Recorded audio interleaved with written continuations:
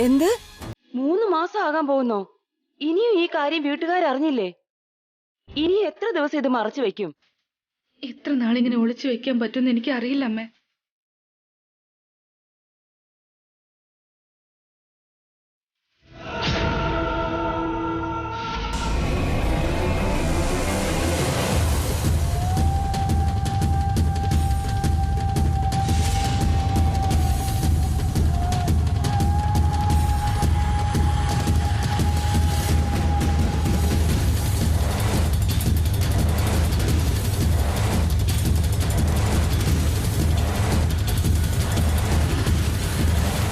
Hello വസു, എന്താ പെട്ടെന്ന് നിർത്തിക്കളഞ്ഞേ?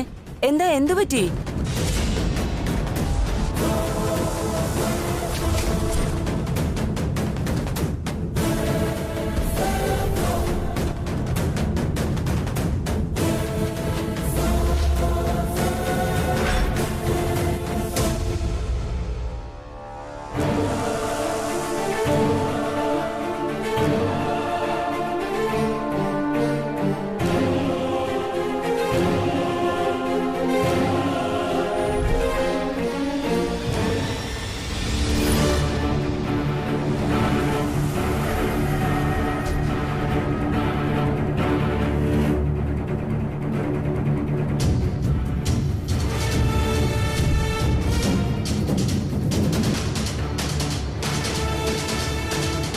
എന്തു പറ്റി ജയന്തി? പോയി ഏട്ടാ, എന്റെ അന്തസ്, അധികാരം, അഭിമാനം എല്ലാം ഒന്നോടെ നശിച്ചു പോയിരിക്കുന്നു. ഞാൻ ജീവനോടെ ഇരിക്കുമ്പോ തന്നെ എന്റെ രണ്ടാമത്തെ മരുമകൾ വസു എനിക്ക് ദ്രോഹം ചെയ്തിരിക്കുന്നു.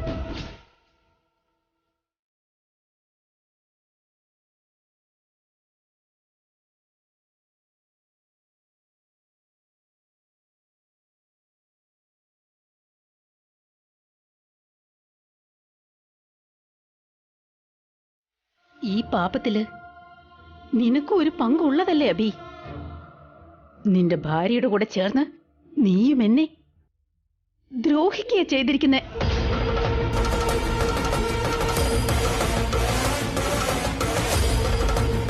അങ്ങനെ എന്താ സംഭവിച്ചത്? എന്തിനാ അബിയും വസുവിനെ വഴക്ക് പറയുന്നത്? ഞാനതിനാരെയും വഴക്ക് പറഞ്ഞതല്ലടാ, ഞാൻ എന്നെ തന്നെ ശപിച്ചതാ. എന്റെ കഴിവില്ലായ്മയെയും എന്റെ ബുദ്ധിയില്ലായ്മയെയും കുറ്റപ്പെടുത്തുക ഞാൻ. അതിന് മാത്രം എന്താ എടുത്തി സംഭവിച്ചത്? വസു എടുത്തി അപമാനിച്ചോ? അവളെന്നെ അപമാനിച്ചാലും സാരമില്ലായിരുന്നു. പക്ഷേ അവൾ എന്റെ ജീവൻ എടുക്കുക ചെയ്തത്. എന്റെ ഹൃദയം ഛിന്ന ഭിന്നമാക്കി. എന്നെ അവളുടെ താളത്തിന് തുള്ളുന്ന പാവയാക്കി.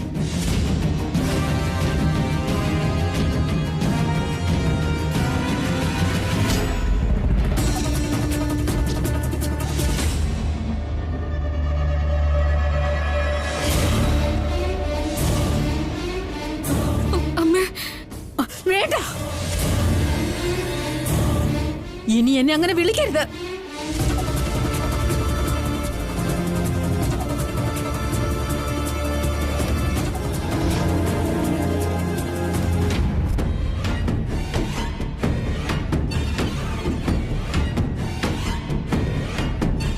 എന്നെ ശത്രുവായിട്ട് കണ്ടാ മതി.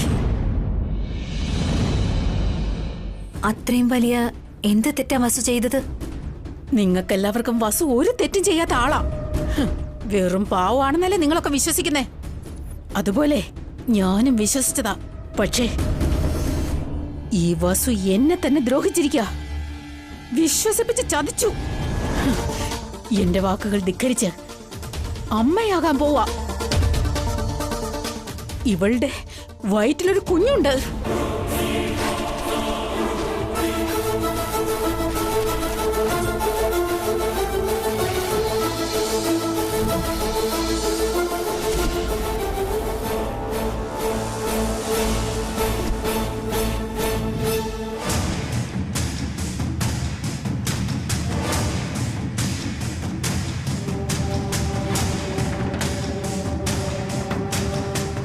എന്താ ജയന്തി, വസു അമ്മയാകാൻ പോകുന്നോ? ശരിയാണോ അബി? അപ്പൊ നീ വീണ്ടും അച്ഛനാവാൻ പോവുകയാണോ? കൺഗ്രാറ്റ്സ് അബി. ഒന്ന് നിർത്ത്.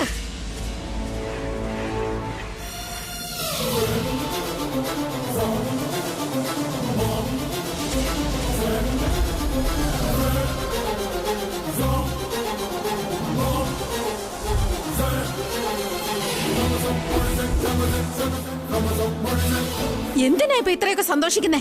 ഇതങ്ങനെ സന്തോഷിക്കേണ്ട കാര്യമാണോ? ഈ വസു എത്ര വലിയ തെറ്റാ ചെയ്തിരിക്കുന്നെന്ന് നിങ്ങൾക്കാർക്കും അറിയില്ല.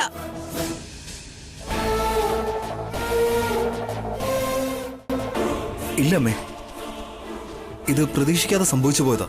അമ്മയോട് പറയാൻ ഞാൻ ഒരുപാട് ശ്രമിച്ചു. പക്ഷെ അമ്മയോട് പറയാൻ വന്ന ഓരോ പ്രാവശ്യവും ഓരോരോ തടസ്സങ്ങൾ വന്നുകൊണ്ടേയിരുന്നു. അപ്പോ വസുവിന്റെ കാര്യം നിനക്ക് നേരത്തെ അറിയാം.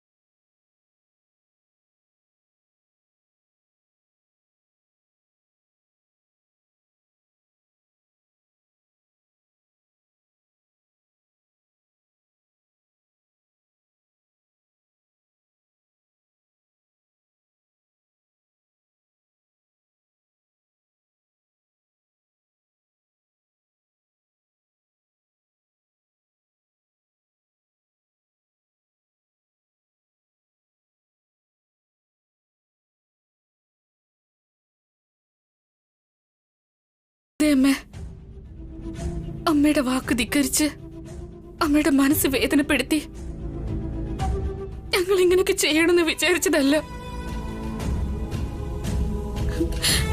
പ്രതീക്ഷിക്കാതെ സംഭവിച്ചു പോയതാ.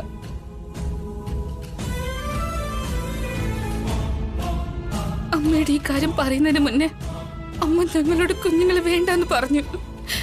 എന്ത് ചെയ്യണമെന്ന് പോലും അറിയില്ലായിരുന്നു. ആഹാ, നിനക്കിപ്പോ എത്ര മാസമായടി?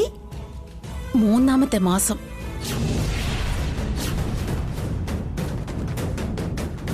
ഇത്രയും നാൾ ഈ കാര്യം മറച്ചു വെച്ച് ക്ഷീണിച്ചിരിക്കാണ്, BP ലോയാണെന്നൊക്കെ കള്ളം പറഞ്ഞ് എന്നെ വിഡ്ഢിയാക്കുമായിരുന്നു.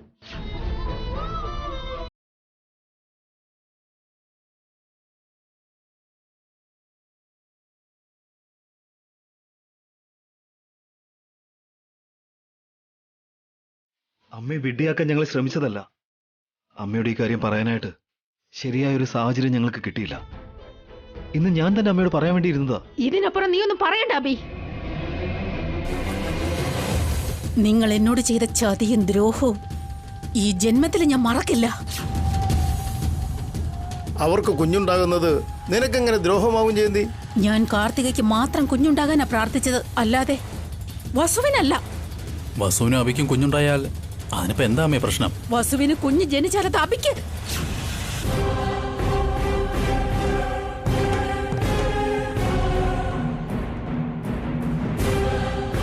നിങ്ങളുടെ മകനെ നിങ്ങൾക്ക് നഷ്ടപ്പെടാതിരിക്കണമെങ്കിൽ നിങ്ങളുടെ 2ാമത്തെ മരുമകൾ ഇനി ഒരിക്കലും ഒരു കുഞ്ഞിന് ജന്മം നൽകാൻ പാടില്ല. ഇതെപ്പോഴും നിങ്ങളുടെ മനസ്സിൽ തന്നെ ഉണ്ടാവണം. വീട്ടിലുള്ള ആരോടും പറയാൻ പാടില്ല.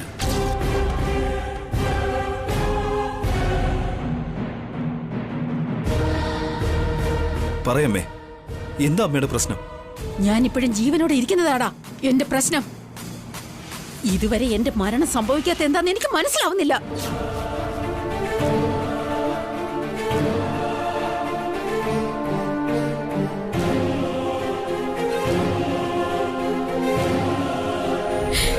എന്തിനാ അമ്മ ഇങ്ങനെയൊക്കെ സംസാരിക്കുന്നത്? ഞങ്ങൾ ചെയ്തത് തെറ്റാണെങ്കിൽ ഞങ്ങൾക്ക് ശിക്ഷ തരൂ. അമ്മ എന്തിനാ ഇങ്ങനെ മരണത്തിന്റെ കാര്യമൊക്കെ പറയുന്നേ? നിങ്ങളെ രണ്ടുപേരെ ശിക്ഷിക്കാൻ ഞാൻ ആരാ? നിങ്ങളുടെ കണ്ണില് ഞാൻ എപ്പോഴേ മരിച്ചു കഴിഞ്ഞു. അമ്മേ, വീണ്ടും വീണ്ടും അക്കാര്യം ഇങ്ങനെ പറയാതെ അമ്മ. ഞാൻ വേണമെങ്കിൽ അമ്മയുടെ കാല് പിടിച്ച് മാപ്പ് പറയാം അമ്മ.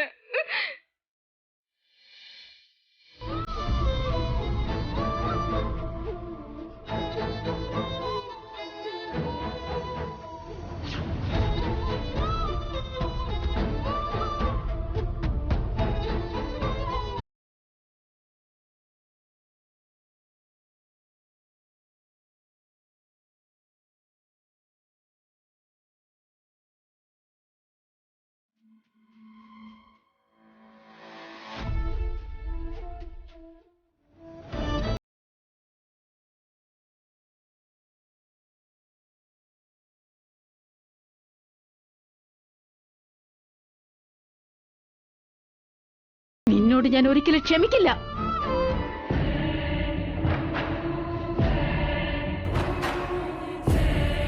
ക്ഷമിക്കാൻ പറ്റാത്തൊരു കുറ്റമാ നീ ചെയ്തത്. നീ ചെയ്ത പാപത്തിന് പ്രായശ്ചിത്തമില്ല.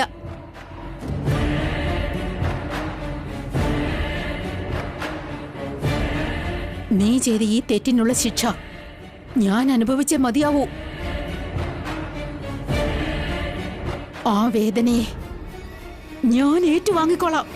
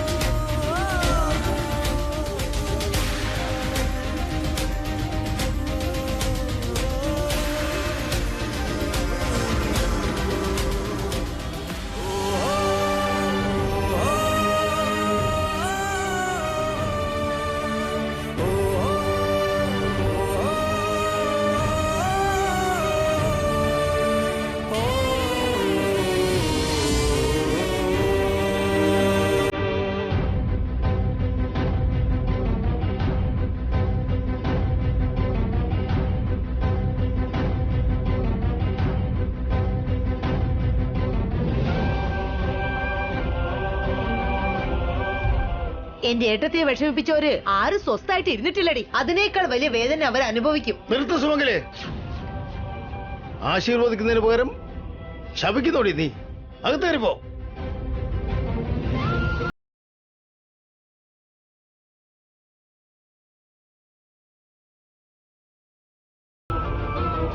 മോളെ വസു, അമ്മ അങ്ങനെ പറഞ്ഞെന്ന് കരുതി നീ വിഷമിക്കൊന്നും വേണ്ട മോളെ. നീ ഒരു അമ്മയാകാൻ പോകുന്നത് ഈ വീട്ടിൽ നടക്കുന്ന ഒരു നല്ല കാര്യം തന്നെയാ. നിന്റെ അമ്മയെ ഞാൻ പറഞ്ഞു മനസ്സിലാക്കാം. ഇപ്പൊ നീ സന്തോഷത്തോടെയും സമാധാനത്തോടെ ഇരിക്കെ. അബി, വസുവിനെ റൂമിലേക്ക് കൊണ്ടുപോ. അമ്മയോട് ഞങ്ങൾ സംസാരിക്കാം അബി. നിങ്ങൾ രണ്ടുപേരും വിഷമിക്കണ്ട.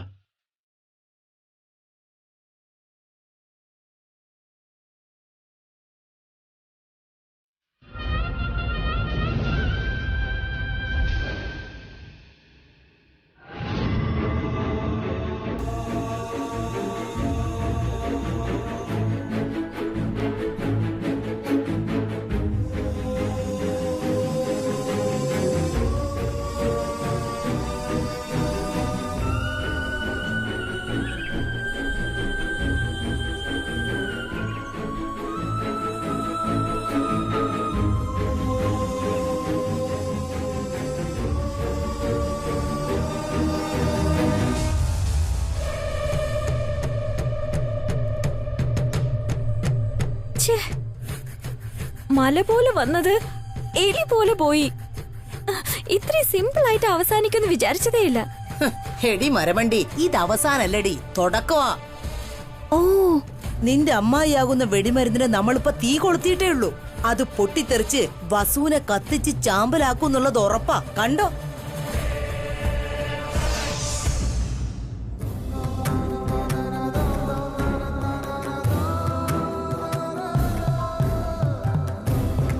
അവരുടെ ജാതകം അനുസരിച്ച് അവർക്ക് ജനിക്കാൻ പോകുന്ന കുഞ്ഞ് കാരണം കുഞ്ഞിന്റെ അച്ഛന് വലിയ അപകടങ്ങൾ വരെ സംഭവിച്ചേക്കാം.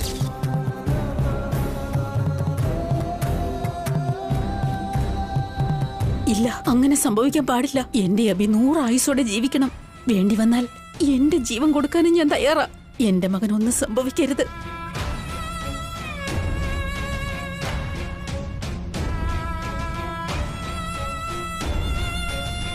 ജയന്തി,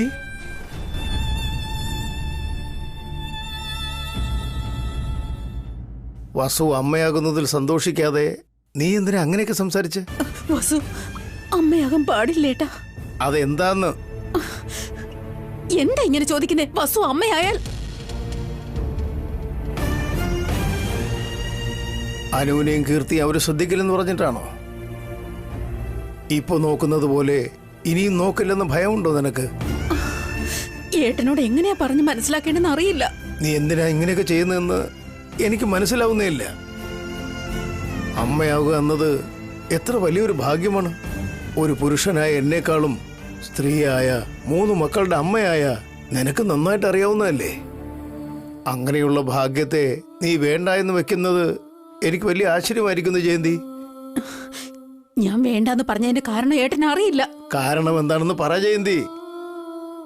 അഗ്നിസാക്ഷിയായി വസു അഭിയും കല്യാണം കഴിച്ചവരാണ്. ഭാര്യയും ഭർത്താവുമായി. വസുവിന് ഉണ്ണിയും അഭിക്ക് അനുവും കീർത്തിയും മക്കളായിട്ടുണ്ടാവാം. അഭിക്കും വസുവിനും കൂടി ഒരു കുഞ്ഞുണ്ടായാൽ അതിനെന്താ കുഴപ്പം ജയന്തി? തങ്ങൾക്കൊരു കുഞ്ഞു വേണമെന്ന് അഭിയും വസു ആഗ്രഹിക്കുന്നതിൽ ഞാനൊരു തെറ്റും കാണുന്നില്ല. ജീവൻ പോകും, മനസ്സിലായോ?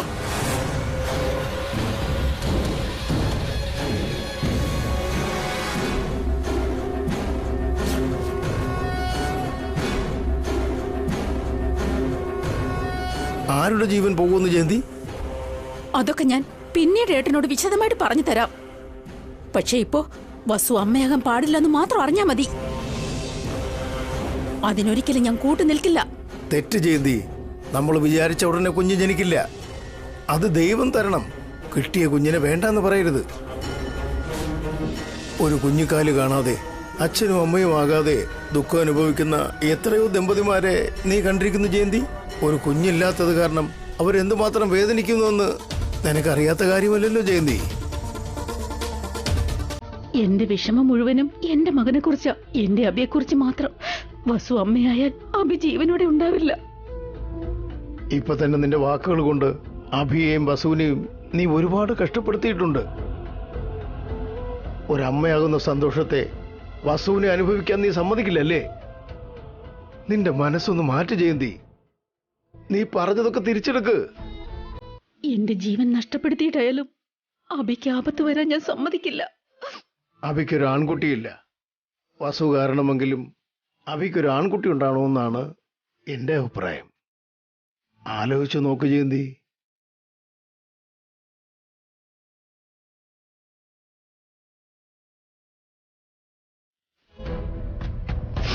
അബിക്കൊരു ആൺകുട്ടി ഇല്ലെങ്കിൽ സാരമില്ല, അബി ജീവനോടെ ഇരുന്നാ മതി.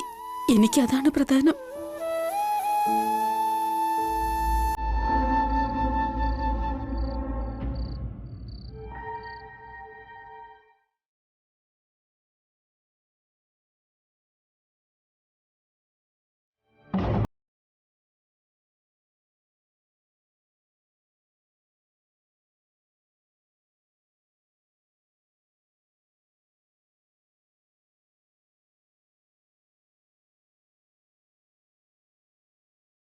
തന്നെ ഞാൻ ആഗ്രഹിച്ചത്. എന്റെ 2ാം കല്യാണം നടത്തിത്തരാത്ത ഈ വീട്ടില് ആരും മനസമാധാനത്തോടെ ഇരിക്കരുത്. എനിക്ക് കിട്ടാത്ത സന്തോഷവും സമാധാനവും ഇവിടെ ആർക്കും കിട്ടരുത്. അടുത്തത് എന്താ ആന്റി? സിറ്റുവേഷൻ എന്താന്ന് കണ്ടല്ലോ. ഇതിങ്ങനെ തന്നെ നിൽക്കണം. അത് ശരി.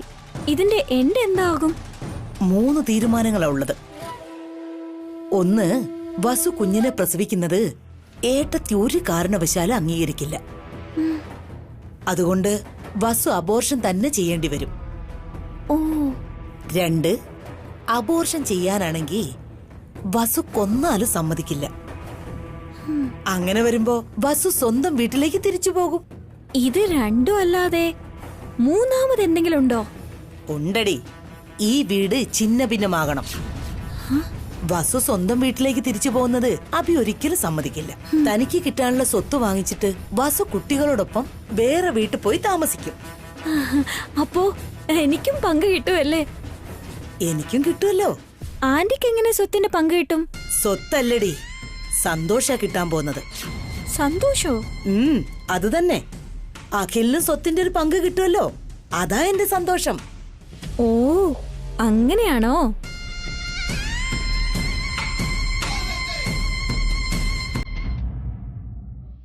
നേരത്തെ സംഭവിച്ച പ്രശ്നങ്ങൾക്ക് ശേഷം അമ്മ റൂമിൽ നിന്ന് വെളിയിൽ വന്നിട്ടേയില്ല. എനിക്ക് പേടിയാവുക ചേച്ചി. ഒന്നും സംഭവിക്കില്ല വസു. എത്രയും പെട്ടെന്ന് എല്ലാ കാര്യങ്ങളും ശരിയാവും.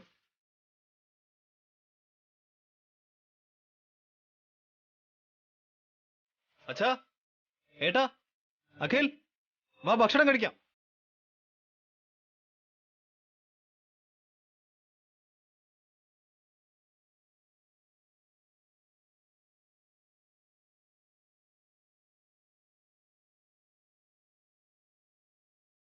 അമ്മ എവിടെ? അമ്മ റൂമിൽ തന്നെ ഇരിക്കുവാടാ. എടുത്തി അമ്മയെ വിളിച്ചില്ലേ? ഞാനും വസും പോയി വിളിച്ചിരുന്നു അഭി. അമ്മ വരുന്നില്ലെന്ന് പറഞ്ഞു. ഞാൻ ചെന്ന് വിളിച്ചിട്ട് വരാം. അച്ഛൻ എവിടെ ഇരിക്കച്ചാ? മുത്തശ്ശിയെ ഞാൻ പോയി വിളിച്ചോണ്ട് വരാം.